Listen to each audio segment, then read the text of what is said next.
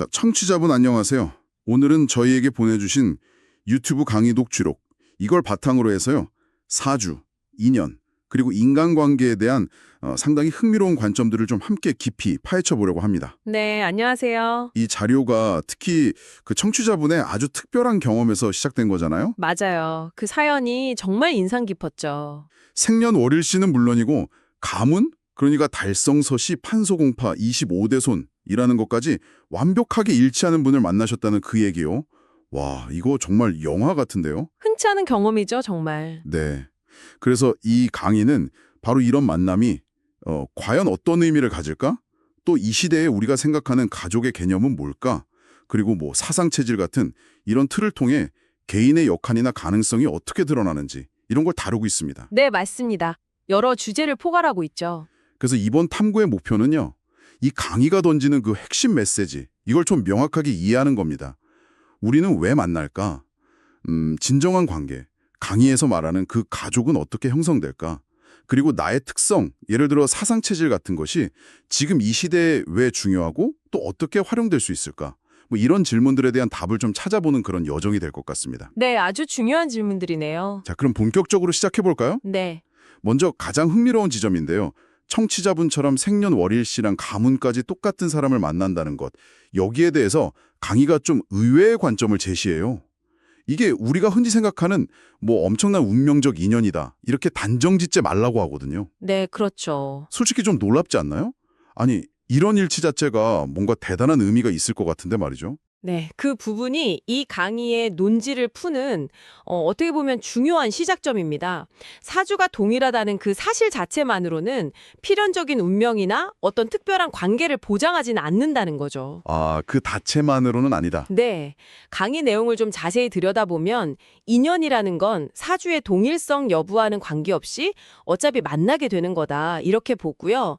더 중요한 질문은 왜 지금 이 시대에 우리가 만났는가, 즉 그 만남의 목적을 파악하는 데 있다고 강조를 해요. 목적이요? 네, 단순히 만났다는 그 현상보다는 그 만남에 가진 현재적 의미, 그리고 우리가 함께 해야 할 과제, 여기에 초점을 맞추는 겁니다. 아, 그러니까 사주가 같다는 그 사실 자체에 너무 매몰되기보다는 그래서 이 만남을 통해서 우리가 지금 뭘 함께 해야 하지? 이 질문이 훨씬 더 본질적이다. 이런 말씀이시군요. 정확합니다. 네. 흥미롭네요. 근데 강의에서는 또 사람이 사람을 만나는 근본적인 이유가 결국 가족이 되기 위해서라고 말해요. 이건 또 어떤 의미로 받아들여야 할까요? 우리가 보통 아는 그 가족 개념하고는 좀 다른 것 같은데요? 맞습니다. 여기서 가족의 정의를 좀 명확히 할 필요가 있어요. 강의는 혈연으로 맺어진 관계, 그러니까 혈육하고요. 현재의 노력으로 만들어진 관계를 뚜렷하게 구분합니다. 아, 효력과 노력으로 만들어진 관계? 네, 강의의 주장에 따르면 혈육 관계는 주로 과거로부터 이어진 어떤 인연법이나 서로 해결해야 할 과제, 뭐 강의에서는 이걸 지업이라고 표현하는데요. 지업이요? 이어받은 과업 뭐 이런 건가요? 네, 뭐 그런 책임 정도로 설명할 수 있겠네요. 그런 것 때문에 만나는 좀 의무적인 성격이 강하다고 보고요. 이게 강의에서 말하는 이상적인 가족은 아니라고 보는 거예요. 여부와는 상관없이 현재 서로를 위해 의식적으로 노력할 때 그때 비로소 형성되는 관계다. 이렇게 주장하는 거죠. 이 부분이 어쩌면 좀 파격적일 수 있습니다. 와, 혈연을 넘어서 현재 서로를 위한 노력으로 만들어지는 관계라. 그럼 이 진정한 가족은 구체적으로 어떤 노력을 통해서 만들어지는 건가요? 그냥 뭐 사이좋게 지내는 거, 그 이상을 의미하는 것 같은데요. 핵심은 상대방을 위한 노력에 있다고 봅니다. 그러니까 나 자신의 이익이나 만족 혹은 뭐 내 기준을 채우기 위해서가 아니라 만난 그 상대방 자체를 위해서 진심으로 헌신하고 노력할 때 그때 비로소 가족이라는 깊은 유대 관계가 형성된다. 이렇게 설명을 해요. 상대방을 위한 노력? 네, 이렇게 상호 간의 어떤 2차적인 노력으로 만들어진 관계는 너무나 견고해서 강의의 표현을 그대로 빌리자면 뭐 하늘, 그러니까 신적인 존재조차도 쉽게 갈라놓을 수 없을 정도다. 이렇게까지 주장을 합니다. 와, 그렇게 강력하다고요? 네, 반대로 관계 속에서 자기 욕심이나 좀 이기적인 마음을 앞세우게 되면 그 관계는 결국 깨지고 헤어질 수밖에 없다. 이렇게 경고를 하고요. 상대방을 위한 진정한 노력. 이게 핵심 키워드군요. 알겠습니다. 그렇다면 혈연 관계, 예를 들어 부모-자식 관계는 그럼 어떻게 봐야 할까요? 강의에서는 부모가 자식을 성인이 될 때까지 뒷바라지하는 것을 분명히 의무라고 하던데요. 네, 그 의무에 대해서 이야기하면서 30대 70의 법칙이라는 아주 구체적인 개념을 제시합니다. 30대 70이요? 그건 뭐죠? 부모가 자식에게 이행해야 할 의무, 그러니까 기본적인 양육이나 지원은 전체 노력의 한 30% 선에서 이루어져야 한다는 거예요. 아, 30%만요? 네, 이 30%는 자식이 독립적인 개체로 성장하는데 필요한 뭐랄까 최소한의 발판을 마련해주는 역할, 이렇게 해석될 수 있겠죠. 그런데 이 선을 넘어서 부모가 70%까지 깊숙이 개입하는 것, 이건 자식의 인생에 대한 월권이다, 이렇게 봐요. 월권이다. 네. 그리고 이는 자식의 자립심이나 성장을 저해할 뿐만 아니라 그로 인해서 생기는 문제나 어려움이 결국엔 부모에게 더 큰 아픔으로 돌아오게 된다. 이렇게 경고합니다. 30%의 의무와 70%의 월권이라 비율까지 딱 제시하니까 상당히 단호하게 들리네요. 근데 현실에서 그 30% 선을 정확하게 긋는 게 쉽지는 않을 것 같은데요. 이게 뭐 재정적 지원을 말하는 건지 아니면 정서적인 개입인지 그 기준이 좀 모호할 수도 있고요. 아, 그게 정확한 지적이십니다. 강의가 그 30%의 구체적인 내용까지 아주 세세하게 정의하지는 않았을 수 있어요. 아마도 이 부분이 강의에서 강조하는 인성 공부가 각자의 역할과 책임, 그리고 그 한계를 제대로 알고 실천하는 공부, 이거랑 연결되는 지점일 겁니다. 아, 인성 공부요? 네. 부모는 부모로서의 적절한 역할 범위를 깨달아야 하고 자식 역시 도움을 받아서 성장한 후에는 독립적인 주체로서 자기 삶을 책임져야 한다. 이런 메시지로 읽힙니다. 그 경계를 아는 지혜가 필요하다는 점을 강조하는 것 같아요. 네, 그렇군요. 시대의 변화에 대한 언급도 상당히 중요하게 다뤄졌습니다. 선천시대에서 후천시대 혹은 인본시대로 전환되었다 이렇게 말하는데요.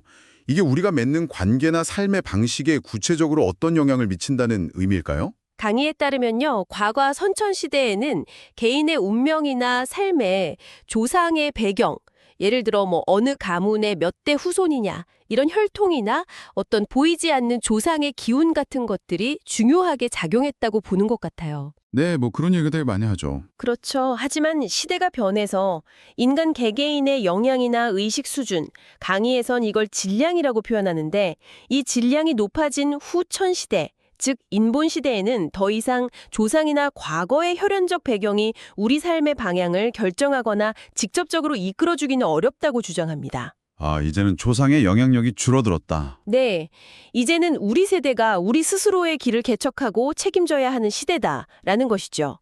이걸 앞서 나온 이야기하고 연결해보면요.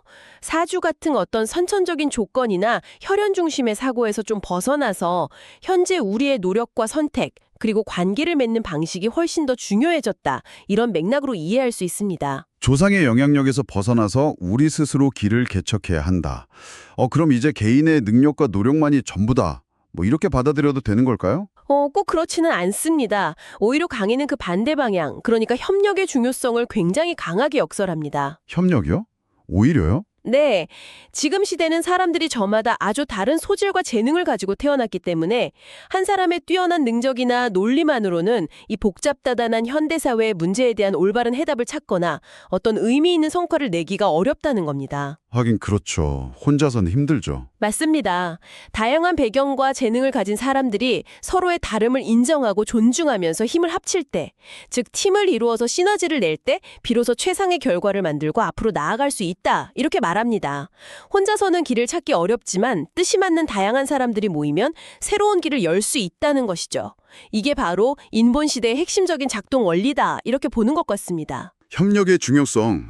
그래서 이 지점에서 사상체질 이론이 등장하는 거군요. 네, 맞습니다. 소음인, 수체질이라고도 하고 소양인, 토체질, 태음인, 태양인 이렇게 4가지 체질이 있다고 하는데 이것이 왜 지금 이 협력의 시대에 중요하다고 보는 걸까요? 강의는 지금 시대를 단순히 지식이나 기술을 배우고 축적하는 시대를 넘어서서 각자에게 주어진 고유한 능력과 소질을 효과적으로 운용해야 하는 운용시대라고 정의를 해요. 운용시대요? 네. 사상 체질은 바로 이 각기 다른 서질과 능력, 성향을 타고난 유형으로 보는 것이죠. 따라서 자신의 체질과 그에 따른 강점과 약점, 그러니까 일종의 자기 사용 설명서를 아는 것이 중요하다고 주장합니다. 내 사용 설명서라. 재밌는 표현이네요. 네. 왜냐하면 내가 뭘 잘하고 뭘 부족한지를 알아야 다른 체질의 사람들과 어떻게 효과적으로 협력하고 또 부족한 부분을 메워서 시너지를 만들어낼 수 있을지 그 전략을 세울 수 있기 때문이죠. 결국 서로 다른 체질의 조화로운 운용과 협력이 이 시대의 과제라는 겁니다. 각자의 소질을 알고 잘 활용하는 운용 시대.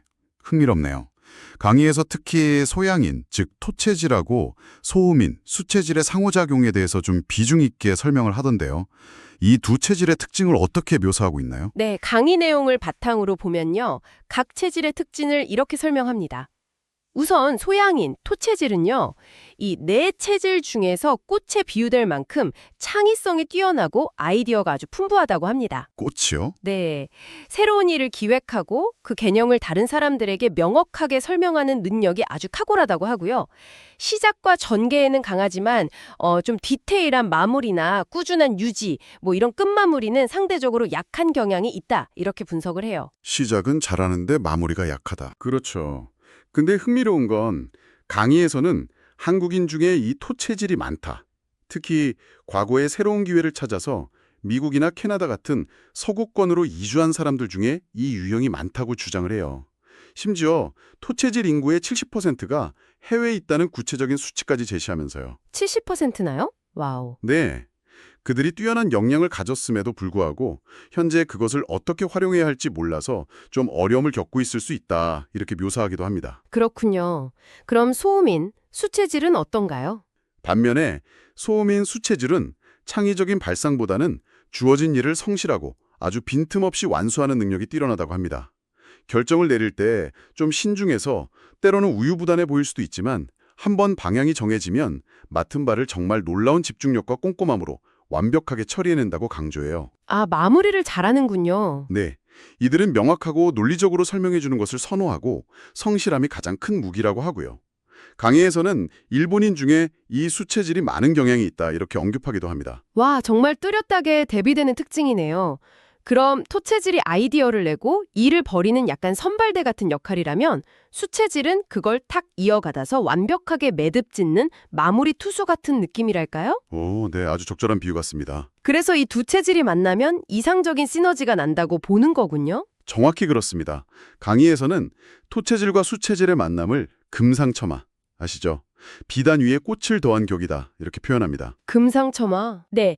창의적인 토체질이 명확한 비전과 설명을 제공하면 성실하고 꼼꼼한 수체질이 이걸 현실에서 완벽하게 구현해낸다는 거죠. 이게 바로 앞서 강조했던 협력의 중요성을 보여주는 아주 구체적이고 이상적인 사례로 제시된 겁니다. 서로의 약점을 보완하고 강점을 극대화하는, 뭐랄까, 환상의 조합이라는 거죠. 와, 정말 흥미로운 분석입니다. 자, 그럼 오늘 살펴본 내용들을 한번 종합해 볼까요? 청취자분의 그 특별한 경험에서 시작했지만 강의는 사주가 같은 사람을 만나는 그 현상 자체보다는 그 만남을 포함한 모든 인간관계를 서로를 위해 노력하면서 성장하는 기회로 삼아야 한다. 이런 관점을 제시했습니다. 네, 그렇죠. 만남의 목적에 집중했죠. 특히 가족이라는 개념을 혈연을 넘어서는 어떤 상호 헌신의 관계로 재정의한 부분, 이게 참 인상 깊었고요. 네, 그 부분이 핵심 중 하나였습니다. 또한 운명에 기대는 시대를 지나서 이제는 각자의 고료한 재능, 사상 체질로 대표되는 그런 재능을 이해하고 타인과 적극적으로 협력해서 스스로 길을 만들어가야 하는 인본 시대다. 이런 진단도 중요한 메시지였습니다. 네, 맞습니다.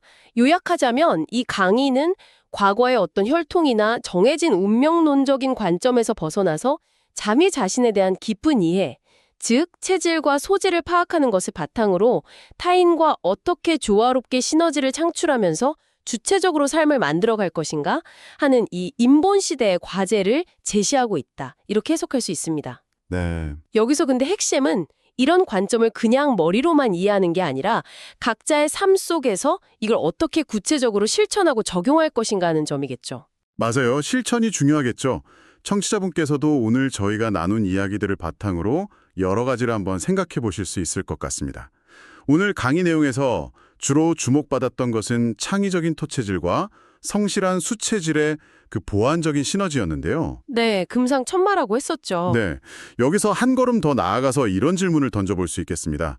그렇다면 나머지 두 체질, 그러니까 태음 체질과 태양 체질은 오늘 논의된 이 협력과 사회적 기여라는 틀 안에서 어떤 독특한 역할을 수행할 수 있을까요? 아, 좋은 질문이네요. 만약에 토체질이 기획하고 수체질이 실행한다면 태음 체질과 태양 체질은 그 팀이나 공동체의 어떤 특별한 강점, 예를 들면 뭐 안정감이라든지 아니면 추진력 혹은 또 다른 형태의 창의성이나 리더십 같은 것을 더할 수 있을까요? 네, 충분히 상상해 볼 수 있죠.